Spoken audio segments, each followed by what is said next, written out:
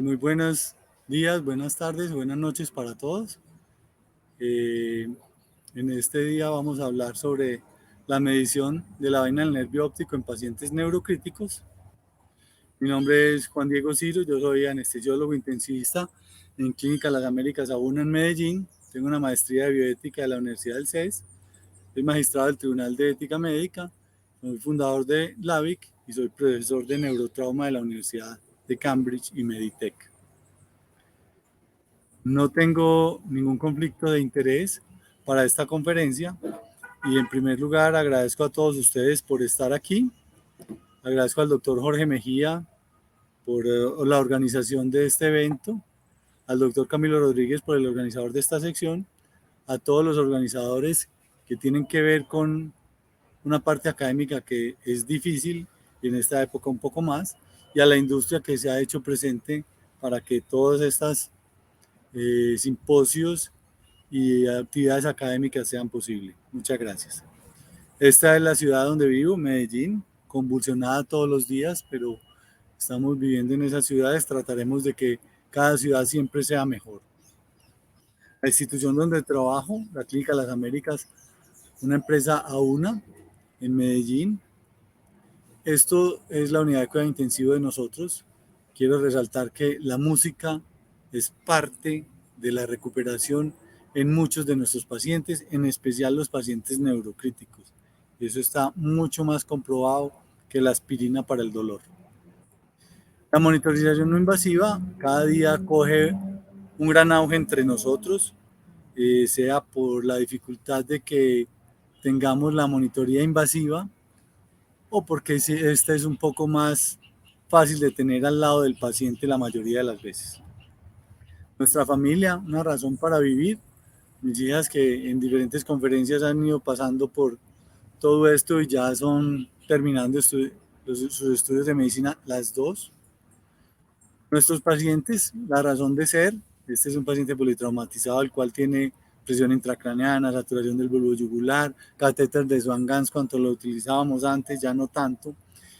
Monitoreo de todas las partes ventilatorias, abdomen abierto, monitoreo de la presión intraabdominal, etcétera. Esos son los pacientes corrientes que tenemos en nuestras unidades y es nuestra razón de ser. Sobre la ecografía del nervio óptico tenemos que conocer muy bien la anatomía básica del ojo, donde está en la parte anterior su córnea, su cristalino, la parte posterior toda la parte del humor vítreo y toda la salida de el nervio óptico, ¿sí? Y todos los músculos que para no irlos a confundir. Entonces tenemos que tener muy claro toda esta parte, tanto la parte anterior, todo el globo ocular, como la parte vulvar y retrovulvar. Muy importante esta arquitectura del nervio óptico en la cual tiene unas trabéculas, todas estas trabéculas en el segmento vulvar, en el segmento intraorbital y en la porción canalicular, todas estas trabéculas están conectadas con la cisterna preóptica y toda circula líquido cefalorraquídeo. Entonces, cuando hay una presión aumentada del líquido cefalorraquídeo, se va a reflejar en todo este nervio óptico. Todo este nervio óptico, toda su vaina está irrigada por el líquido cefalorraquídeo y por eso nos sirve como una buena medida de la presión intracraneana. Cuando vamos a mirar si esta vaina está abierta o está más crecida o está ensanchada. Sobre los transductores es importante saber que un transductor es un dispositivo que cambia una energía, la energía eléctrica en una energía mecánica que serían las ondas de ultrasonido y viceversa mediante cristales piezoeléctricos vuelve y las recibe y las forma en unas ondas luminosas para dar los diferentes destellos de luz que vemos en la ecografía. Hay un transductor lineal que es de alta frecuencia. Los cristales están ubicados en línea recta, producen una imagen rectangular en la pantalla y permite ver estructuras superficiales generalmente hasta 8 o 9 centímetros.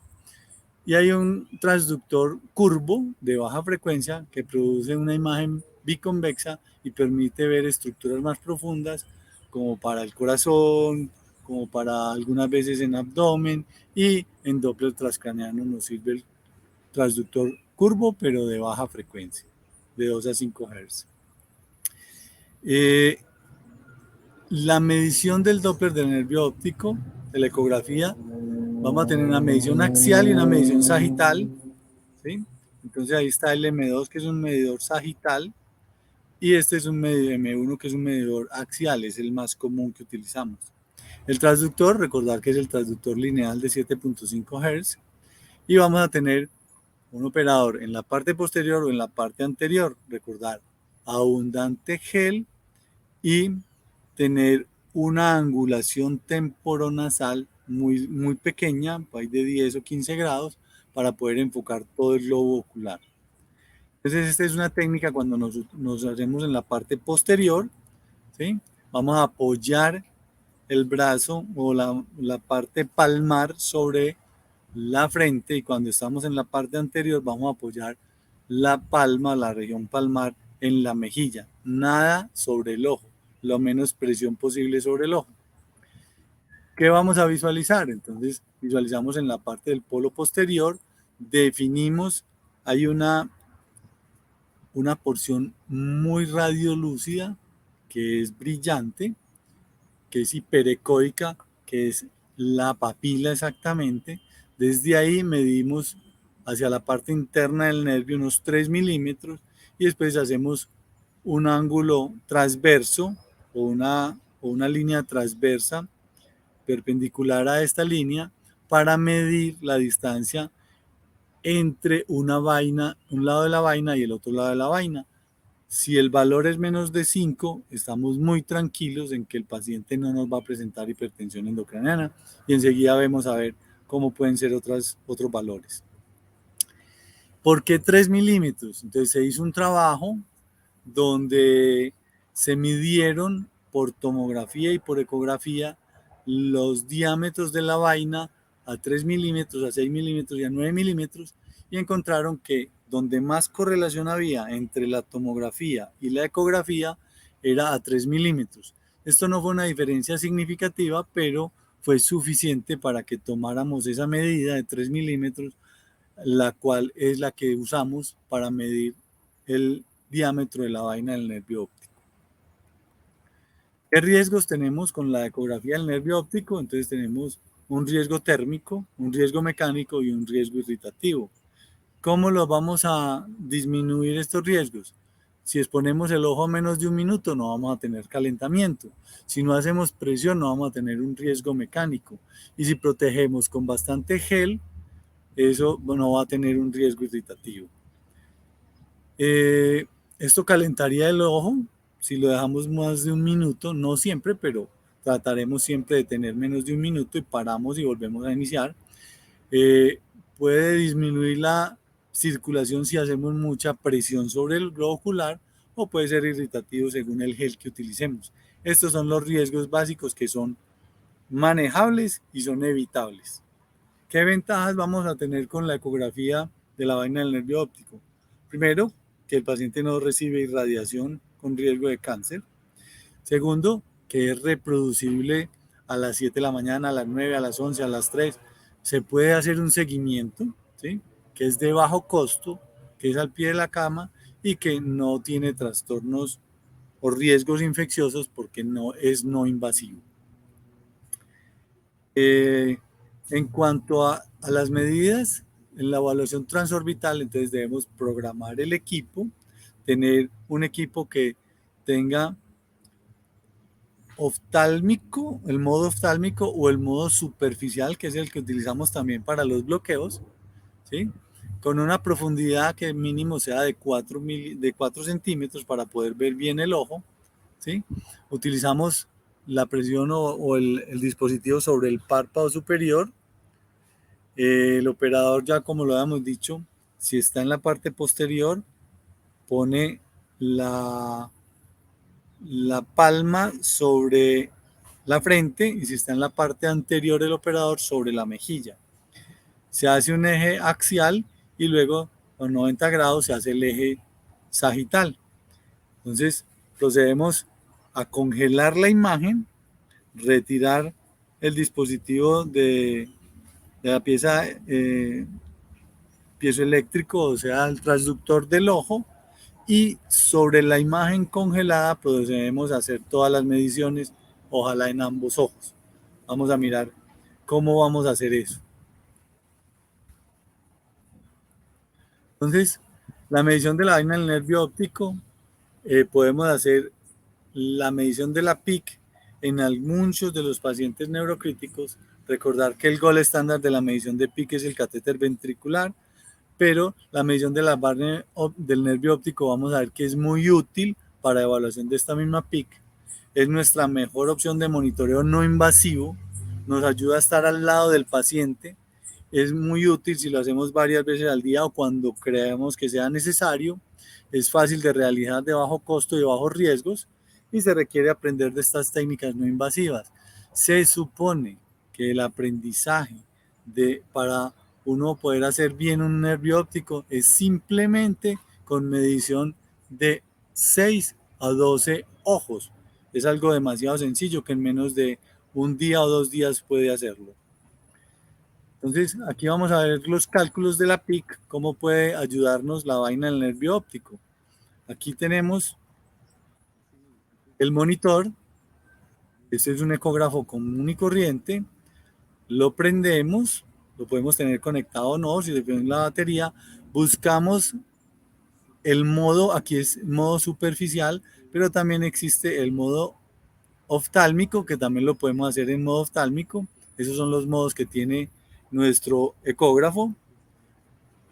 Después de que ya lo tenemos en ese modo, identificamos obviamente el transductor y vamos a medir la profundidad. Ahí tenemos 1.9 y de la profundidad la podemos aumentar a 2.2, a 2.6, 3.1, 3.7, 4.3. Ahí nos queda muy bien para poder ver el globo ocular. Ahora el transductor, recuerden que es el transductor lineal, este es el transductor lineal, y le ponemos una buena cantidad de gel para proteger el ojo y para que la transducción de las ondas ecográficas sea mucho más fácil. Una buena cantidad, recuerden también tener un papelito para limpiar muy bien el párpado y que no le entre al ojo al paciente. Ya vamos a ver cómo hacemos la isonación del ojo en una medida muy pequeña. Aquí ya tenemos el transductor y tenemos nuestro paciente. En la forma axilar le vamos a medir, vamos a ver el globo ocular allá en el fondo, enseguida lo vamos a analizar y giramos 90 grados para ver la otra forma, el otro ángulo que llamaríamos M1 de cómo medir el nervio óptico. Aquí tenemos ya el globo ocular, lo vamos a fijar, está fijo. Miren la parte refringente de la retina en la papila. Desde ahí vamos a poner el medidor de distancia. El medidor de distancia de ahí lo tenemos. Vamos a señalarlo hasta ahí. En otra parte se ve mucho mejor, pero aquí para cada un poco fácil y lo veíamos. Vamos a medir hacia atrás, o sea, por todo el nervio óptico 3 milímetros. Ahí se señalan.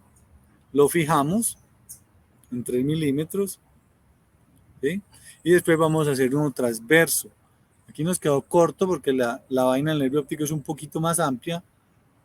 Lo hubiéramos hecho más. Ahí está prácticamente solo el nervio óptico. Si vemos al lado, la vaina está un poquito más radiolúcida. Entonces hubiera sido importante medirla desde realmente aquí solamente el nervio óptico que nos dio 3,4, pero posiblemente la vaina del nervio óptico nos daría 1 milímetro a un lado, 2 milímetros al otro. Sería simplemente 5,4 para este paciente. Aquí está una foto de exactamente dónde se va a medir y hasta dónde en la vaina del nervio óptico. En los trabajos, simplemente lo importante es que hubo una correlación muy buena entre la medición de la vaina del nervio óptico y la presión intracraneana con una sensibilidad del 92% y una especificidad del 76%. Fue bastante buena. Y vieron que cuando la medición era menos de 5.8 milímetros, la PIC no era mayor de 20 en ninguno de los 37 pacientes que fueron con hemorragia subaracnoidea, con trauma de cráneo, con hemorragia intracerebral y con ictus de cualquier otro origen en los pacientes neurocríticos. También vemos que fue útil cuando los pacientes se les fue incrementando la presión intracraneana. Entonces tuvimos pacientes con TEC, pacientes controles, en los cuales se hizo una correlación lineal del tamaño del nervio óptico y la presión intracraneana al ingreso y a las 48 horas. Mire cómo está en la línea la presión intracraneana, cómo cambió y cómo se aumentó. Cuando aumentaba la presión intracraneana, aumentaba también la medición de la vaina del nervio óptico. Eso fue al ingreso. Y a las 48 horas tenemos que también fue muy bien correlacionado, lo cual nos da una tranquilidad bastante buena para hacer un seguimiento de la presión intracraneana con la vaina del nervio óptico. Una revisión sistemática nos mostró casi lo mismo, que tenía una sensibilidad del 90% para hacer medición de la presión intracraneana y una especificidad del 85%. Es bastante, bastante bueno. No es útil cuando hay trauma ocular, por supuesto, es un riesgo de reventar el ojo si tenemos ese riesgo. Cuando hay neuritis óptica tampoco, porque nos va a mostrar una inflamación del nervio óptico, o cuando hay una patología local que nos pueda alterar toda la anatomía, tratamos de no hacerlo en esos casos. Hay una fórmula que diseñaron para hacer una relación de la presión intracraneana según el diámetro de la vaina del nervio óptico. Entonces es muy interesante. Una fórmula que es 5.69 multiplicado por el valor de la vaina del nervio óptico menos 8.23. Entonces, lo que nos da, hacemos esa fórmula. Y si no, hacemos una correlación lineal que hay en esta tabla de medición de la vaina del nervio óptico de 3 milímetros, nos daría una PIC de 8, de 4 nos daría 14, de 5 nos daría 20 o menos, de 6 nos podría dar 25, de 7 31 y de 8 37. Entonces vemos que por las dos por la fórmula o por el esquema de la tabla podemos hacer un seguimiento de nuestros pacientes con la medición de la vaina del nervio óptico. La Brain Trauma Foundation recomienda el uso de la medida ultrasonográfica de la vaina del nervio óptico para alertar que nuestro paciente tiene una presión intracraneana elevada y que el neurocirujano o nosotros podemos invadirlo y medirle la presión intracraneana de forma invasiva, ¿sí? Y también sabemos que si la presión intracraneana invasiva está contraindicada, entonces podemos tener, o no la tenemos disponible la medición invasiva, podemos utilizar la medición de la vaina del nervio óptico como un buen seguimiento de la presión intracraneana. Creo que esto fue una buena ilustración para que todos hagamos la medición de la presión intracraneana. Muchas gracias a todo el personal de la Clínica Valle de Lili. Felicitaciones por estos eventos académicos y muchas gracias a todos.